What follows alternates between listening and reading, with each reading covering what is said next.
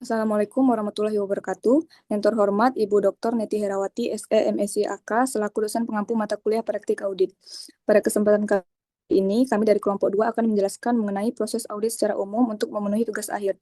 Sebelumnya, perkenalkan saya Ratu Nisa Wulandari sebagai moderator dan rekan saya Fiorena Nartawi, Dimas Pradityo, Tri Aulia Ramli, dan Rosa Naila Afisya. Baik, langsung saja masuk ke pemaparan materi yang akan saya jelaskan terlebih dahulu, yaitu proses audit. Menurut SPAP, proses audit dimulai dari perencanaan, di mana auditor memahami bisnis klien, menilai risiko salah saji material, mengevaluasi pengendalian internal, serta menetapkan materialitas dan program audit. Tujuannya adalah untuk menentukan area yang paling berisiko dan prosedur apa saja yang harus dilakukan auditor.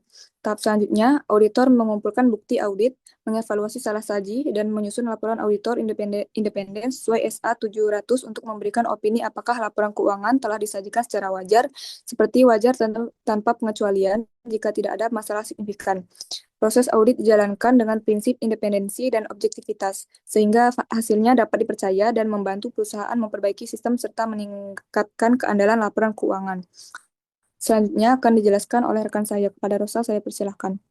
Baik, saya akan menjelaskan mengenai kasus kas, di mana saat mengaudit kas, auditor harus memastikan bahwa saldo kas yang tercatat benar-benar ada dengan melakukan perhitungan fisik kas atau cash of name. Mencocokkannya dengan pembukuan untuk melihat adanya selisih, memeriksa bukti transaksi yang belum dicatat seperti biaya transportasi yang belum di-reimburse atau uang yang belum disetorkan ke bank sehingga perlu dilakukan penyesuaian jurnal. Selanjutnya yaitu audit pada kasus bank, di mana auditor meminta rekening koran, lalu mencocokkannya dengan catatan perusahaan untuk menemukan perbedaan atau melakukan rekonsiliasi bank. Auditor juga mengecek transaksi khusus seperti setoran atau cek yang belum diproses dan membuat jurnal penyesuaian jika ada salah catat. Terakhir, auditor mengirim konfirmasi ke bank untuk memastikan saldo dan pinjaman sudah benar sesuai dengan catatan bank. Selanjutnya untuk kasus piutang. Audit piutang dilakukan dengan mengkonfirmasi jumlah piutang kepada pelanggan, menelusuri piutang yang sudah dibayar tetapi belum setor. Setelah itu, menganalisis umur piutang untuk menilai risiko tidak tertagih, serta menilai piutang bermasalah guna menentukan apakah perlu disisihkan atau dihapuskan. Untuk kasus persediaan, audit dilakukan dengan menghitung langsung jumlah barang dan mencocokkannya dengan catatan perusahaan. Setelah itu, memastikan tidak ada barang konsinyasi yang salah dicatat sebagai milik perusahaan, serta memeriksa penjualan dan pembelian di akhir tahun untuk memastikan waktu pengakuannya sudah benar.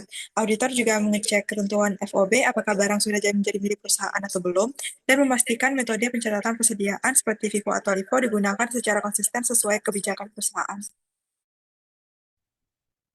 Selanjutnya, kasus aktiva tetap.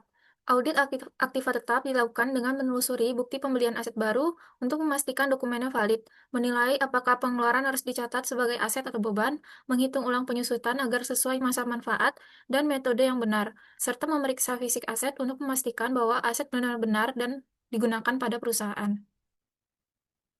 Selanjutnya, kasus liabilitas. Audit liabilitas dilakukan dengan mengirim konfirmasi utang kepada pemasok untuk memastikan jumlahnya benar, menelusuri perbedaan antara catatan pemasok dan perusahaan, mengecek utang bank serta kewajiban bunga, dan menilai apakah masih ada liabilitas yang lain seperti pajak atau gaji yang belum dicatat, agar seluruh kewajiban perusahaan tercermin dengan benar. Kasus asuransi dibayar di muka. Nah, dalam mengaudit akun asuransi dibayar di muka, auditor bertujuan memastikan bahwa saldo aset dan beban telah disajikan secara wajar. Nah, langkah-langkah utama yang dilakukan auditor meliputi yang pertama, memeriksa bukti pembayaran asuransi, seperti polis dan bukti transfer untuk memastikan jumlah yang dibayar serta masa berlaku perlindungan asuransi. Yang kedua, menghitung beban premi yang menjadi beban periode berjalan. Karena hanya bagian premi yang manfaatnya belum digunakan yang boleh diakui sebagai aset. Yang ketiga, memastikan jurnal penyesuaian telah dibuat dengan benar, sehingga saldo asuransi dibayar di muka dan beban asuransi tidak overstate atau understate pada laporan keuangan. Selanjutnya, kasus biaya-biaya.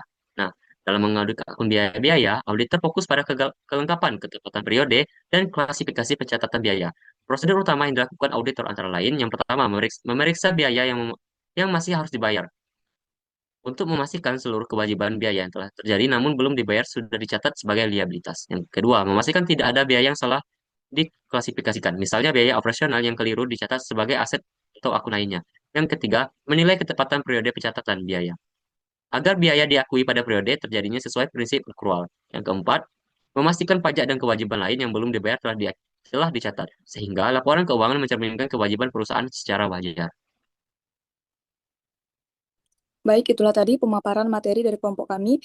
Adapun kesimpulannya yaitu setelah seluruh pengujian dilakukan, auditor menyusun kertas kerja, membuat manajemen letter, dan pada akhirnya menerbitkan laporan auditor independen. Keseluruhan tahapan ini memastikan bahwa laporan keuangan yang diterbitkan perusahaan dapat dipercaya dan bebas dari salah saji material. Baik, langsung saja saya tutup. Lebih kurang saya mohon maaf. Saya akhiri. Wabillahi taufiq wal hidayah. Wassalamualaikum warahmatullahi wabarakatuh.